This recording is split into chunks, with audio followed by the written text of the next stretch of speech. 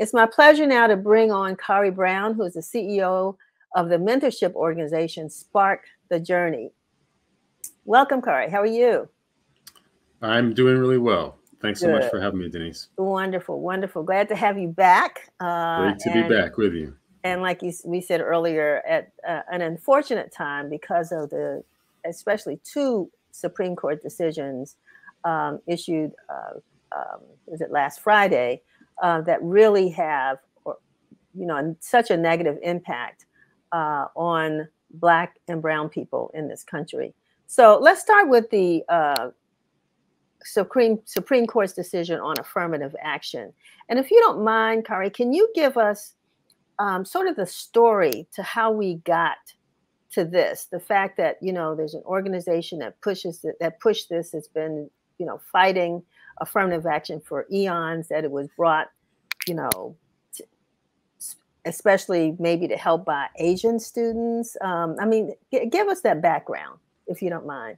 Sure. Well, this has been a long-term fight, funded by special interest groups on the right and designed to help white and Asian students, those who currently have the most access and success in higher education.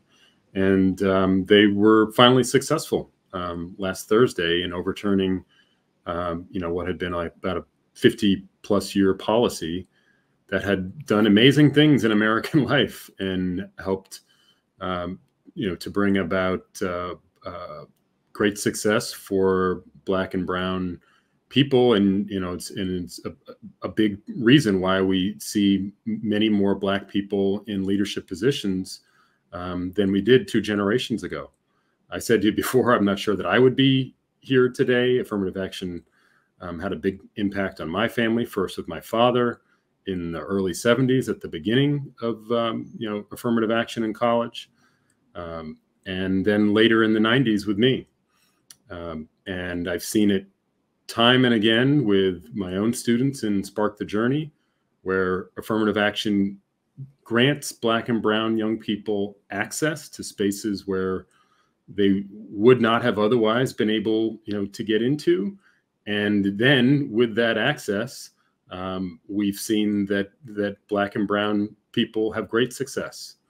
And so this is a real setback, a real challenge that we will need to fight. And it's going to be a long battle across many different fronts. And, I hope that your listeners are, willing to join in that fight, because we need everybody here working to try to bring this back around. It's almost, I had a thought the other day that this is almost as devastating to a certain extent as what we saw with George Floyd. I mean, here we finally saw in living color on video, the bad acts of police that so many just did not believe existed. And the country reacted to it. So now we have a Supreme Court decision that it seems as though on the affirmative action side with colleges, that they felt as though this rule allowed them to find ways to diversify their campuses. They relied on this. And now they're having to, look at ways in which they can still meet their goals. But from what I've been reading, a lot of colleges find that this is going to be difficult because they're going to have to use another tool. I mean, what do you think will be the consequence of this, and what kinds of options will these universities have in making sure that they can keep their campuses diverse? Well, we know from what happened in California 25 years ago in the mid-90s, they outlawed affirmative action in public universities in California. It had a significant impact on Black and brown enrollment, particularly at the most competitive universities, Cal and UCLA. And it had an impact on overall college completion rates for Black and brown students. And then years later, had a big impact on wages for Black and brown students. So we know that this is a threat. This is a really significant thing that requires a reaction like the George Floyd response that America responded to.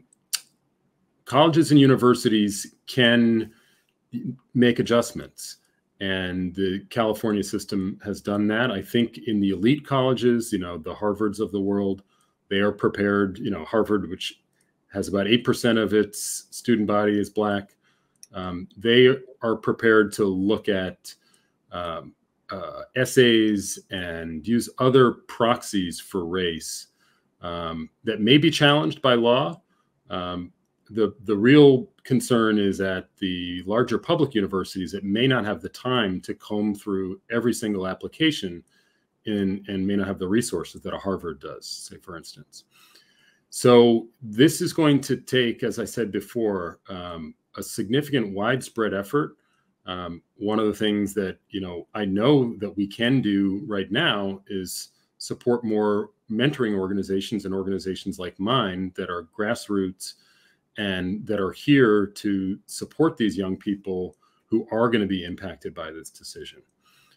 It is going to be harder for Black and brown students to access higher education, and it's already hard. This is going to make it harder. And so we need a consistent and widespread effort in supporting organizations that are there to help Black and brown students succeed. And let's talk about your organization and how Spark the Journey helps with mentorship. I mean, how long you've been in existence, some of the things that some of the young people that you serve. I mean, and what that service looks like. Yeah. Well, Spark the Journey has been operating in DC and supporting Black and brown young people for more than 30 years now. We've helped more than 1,000 students. Last year, we had 625 students in our program. And we mentor young people and help them chart their own paths to college and career success.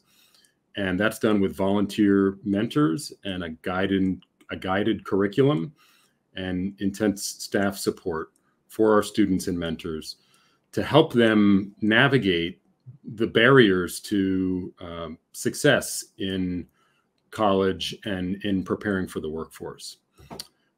So we've been working at this for, as I said, for more than 30 years. We've refined our program and we've had a lot of great results. Our students have done very, very well. We have nearly 60% college completion rate, which is about 3 times the rate for similar students nationally. And we've seen graduates go on to top universities. We've seen graduates in just about every field that you can imagine, including working back at Spark the Journey, serving on our board of directors, being volunteers and mentors and donors. And so it's a program that is proven and stood the test of time, and we'll continue to be here and working, to support Black and brown young people. Khari, has your optimism changed? I mean, I think you've had some great successes that you shared with us, and we all can celebrate the fact that through your programs, some young people have really done well, and like you said, attended some of the top universities around the country. When you first heard that decision, one, not only dealing with affirmative action, but now student loans, right? Because now kids have to think, do I really want to put myself in debt or my family to go on to college when I have to take on, I need loans to get there? How did you personally feel about this decision and as it relates to the students that you serve? And what is it that you think you're going to have to do differently? Well, this was personal for me, as I mentioned before about my own story and how I got to be here. So I was upset. I was sad. And yet I've been around long enough to know that this is a long-term, racism has been here, was here before me, will be here after me. I'm committed, my life's work is doing what I can to, help with whatever circumstances, we're faced with. So not deterred. And we need to be more thoughtful, more creative, and just as determined or more determined than ever. What else is there? Right, exactly. And that's, to me, that's the hopeful part, right? Because we Right. have come through so much, not that you and I necessarily have come through it, but if we look at our history, That's right. we've been down, but we haven't been out. Right. We have been able to pull up something, one bootstraps, to pull something up, to get up and to get to the point where we are today. And so that's the hopeful part, or optimistic part I was talking about earlier. You can't keep us down. Right. You might try, but you can't. But it is the reality. I think what you're saying is that, it is going to be more challenging Right. for our children to move forward, particularly when we had this opportunity that sort of it never leveled the playing field, but it helped to do that. What was wrong? It's helped. Yeah, but what was wrong with affirmative action? I just want to get that in before we go, because everybody says it was flawed. What was wrong with the program? Well, no program is perfect. There were people like Supreme Court Justice Clarence Thomas who said that it made Black and brown people feel that they were less than. And certainly, there was an aspect of, what we call imposter syndrome that was forced upon Black and brown students who were told that the only reason that you're here is because of affirmative action. Mm. In my view, the benefits far outweigh, that downside, which is a truth, but that is going to be experienced anyway, right? The feeling of not belonging or being explicitly or implicitly told that you do not belong is a part of life in America for Black and brown people. So it is not a reason to change, a policy that was working. Right, right. Yeah. Well, I wanted to say thank you for the time. I'm sensing an echo here, and thank you, Chevy. Thank you.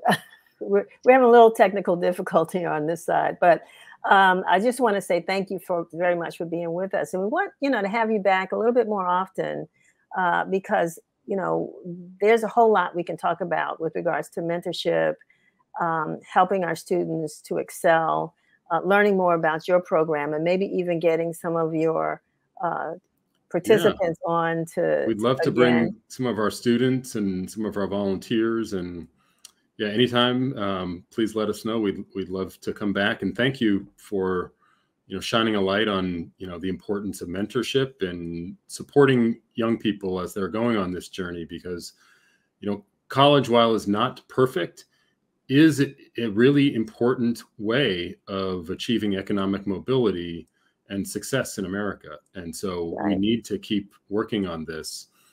So I'm really glad that you're here to support those efforts. Well, you and the program Spark the Journey are symbolic of what needs to continue to happen if we're going to, just say, forget this affirmative action on our part. We can make this work. So I just want to make sure that people know what you all are doing and see continued success with your program and with the young people you're working with. Thank you, Khari. Thanks so much, Denise. All righty. Have a good one. Take care.